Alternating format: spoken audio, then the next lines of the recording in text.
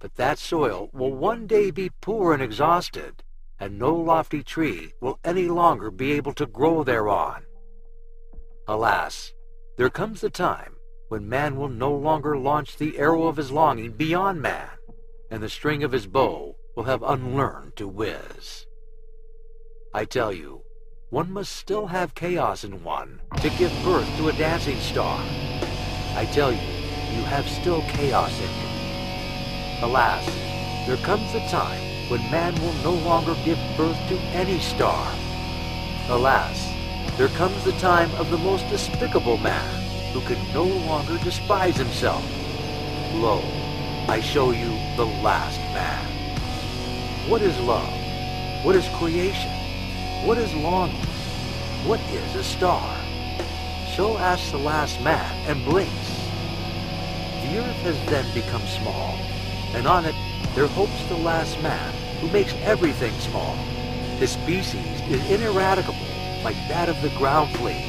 The last man lives longest. We have discovered happiness, say the last men, and blink thereby. They have left the regions where it is hard to live, for they need warmth. One still loves one's neighbor and rubs against him, for one needs warmth. Turning ill and being distrustful, they consider sinful. They walk warily. He is a fool who still stumbles over stones and men. A little poison now and then, that makes pleasant dreams, and much poison at last for a pleasant death. One still works, for work is a pastime, but one is careful lest the pastime should hurt one. One no longer becomes poor or rich. Both are too burdensome. Who still wants to rule? Who still wants to obey? Both are too burdensome. No shepherd and one herd. Everyone wants the same. Everyone is equal. He who has other sentiments goes voluntarily into the madhouse. Formerly, all the world was insane, say the subtlest of them, and blink thereby. They are clever and know all that has happened, so there is no end to their raillery. People still fall out, but are soon reconciled. Otherwise, it spoils their stomachs. They have their little pleasures for the day, and their little pleasures for the night, but they have a regard for health. We have discovered happiness, says the last man, and blink thereby. And here ended the first discourse of Zarathustra, which is also called the prologue. For at this point, the shouting and mirth of the multitude interrupted him. "Give us this last man, O Zarathustra," they called out. "Make us into these last men. Then we will make you a present of the Superman." And all the people exalted and smacked their lips. Zarathustra, however, turned sad and said to his heart, "They understand me not.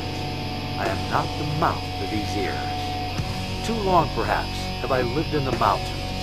Too much have I hearkened to the brooks and trees. Now do I speak to them as to the goat herds. Calm is my soul, and clear, like the mountains in the morning. But they think me cold, and a mocker with terrible jests. And now they do look at me and laugh. And while they laugh, they hate me too. There is ice in their laughter." Segment 6. Then, however, something happened which made every mouth mute and every eye fixed. In the meantime, of course, the rope dancer had commenced his performance.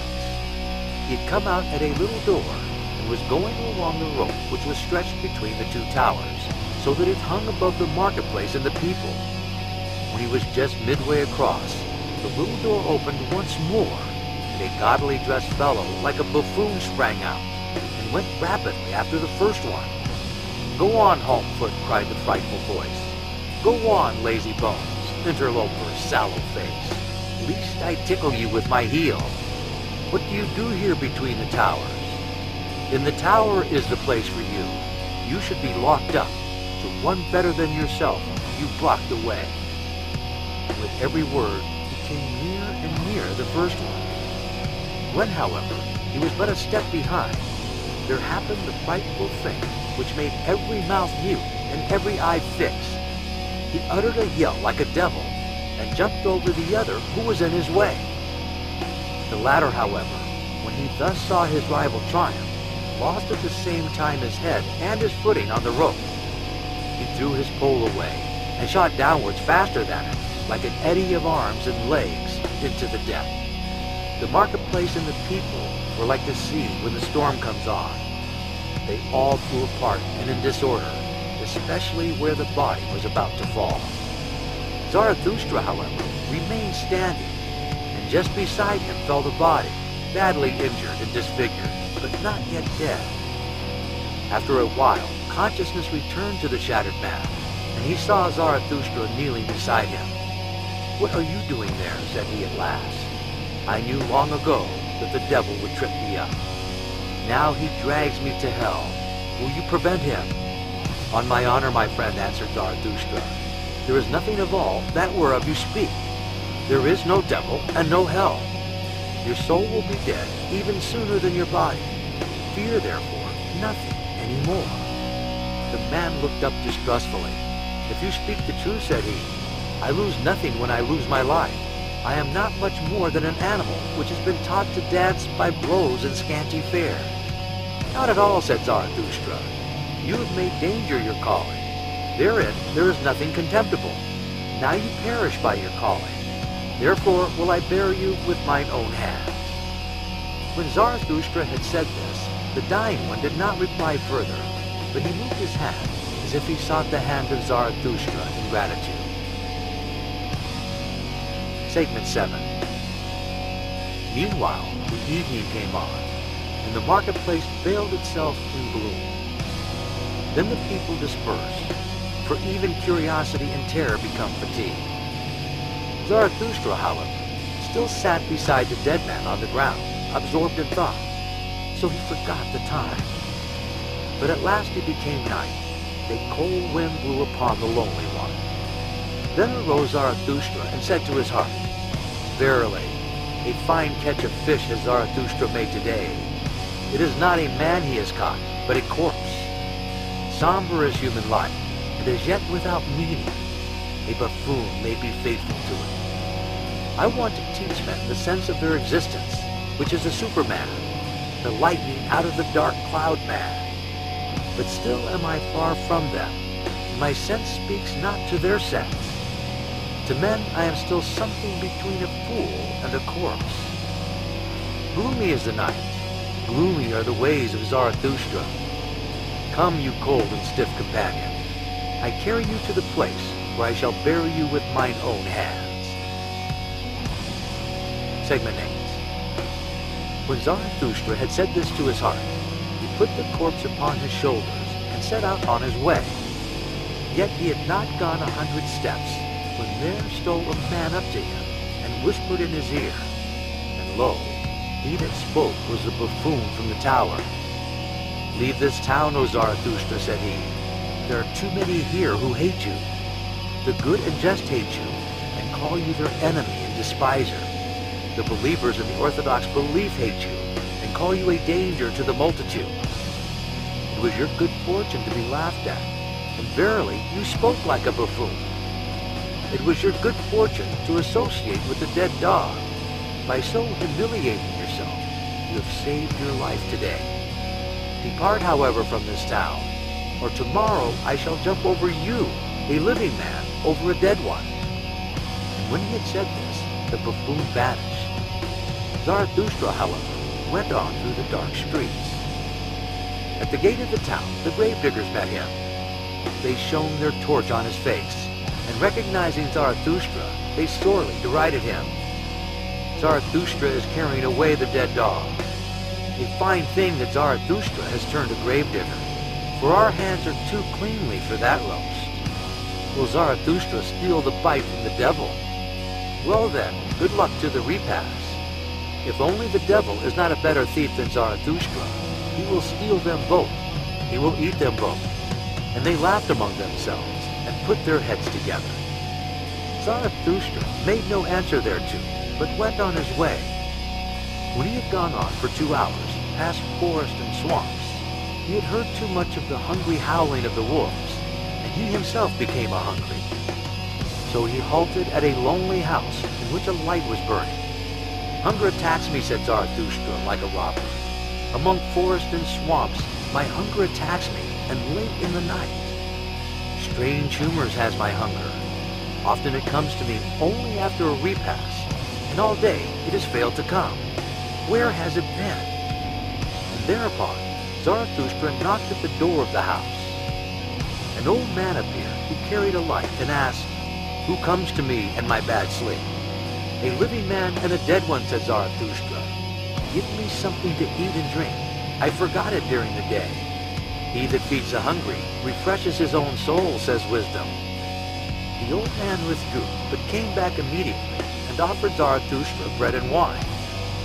"A bad country for the hungry," said he. "That is why I live here. Animal and man, come to me, the Acherite. But bid your companion eat and drink also. He is wearier than you." Zarathustra answered, "My companion is dead. I shall hardly be able to persuade him to eat." "That does not concern me," said the old man sullenly. "He that knocks at my door must take what I offer him. Eat and fare you well." Thereafter, Zarathustra again went on for 2 hours, trusting to the path and the light of the stars. For he was an experienced night walker, and liked to look into the face of all that slept. When the morning dawned, however, Zarathustra found himself in a thick forest, and no path was any longer visible. He then put the dead man in a hollow tree at his head, for he wanted to protect him from the wolves, and laid himself down on the ground in moss. And immediately he fell asleep, tired in body, but with a tranquil soul. Segment 9. Long slept Zarathustra, and not only the rosy dawn passed over his head, but also the morning. At last, however, his eyes opened, and amazedly he gazed into the forest and the stillness. Amazedly he gazed into himself. Then he arose quickly, like a seafarer who all at once sees the land, and he shouted for joy, for he saw a new truth. And he spoke thus to his heart, "A light has dawned upon me. I need companions, living ones, not dead companions and corpses, which I carry with me where I will. But I need living companions who will follow me because they want to follow themselves, and to the place where I will. A light has dawned upon me. Not to the people is Zarathustra to speak, but to companions. Zarathustra shall not be the herd's herdsman and hound. To allure many from the herd, for that purpose have I come. The people in the herd must be angry with me. A robber shall Zarathustra be called by the herdsmen.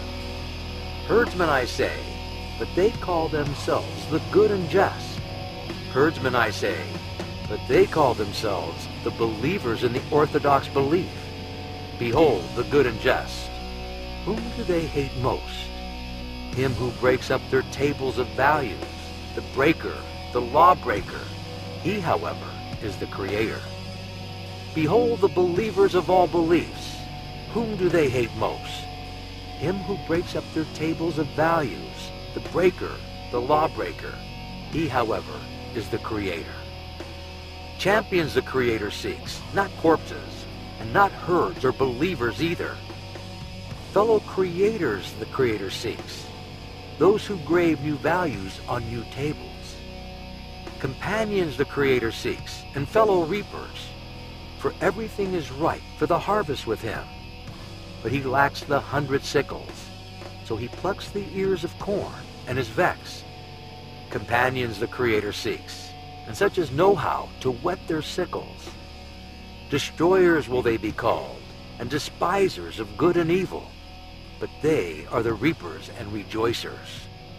Fellow creators Zarathustra seeks, fellow reapers and fellow rejoicers Zarathustra seeks.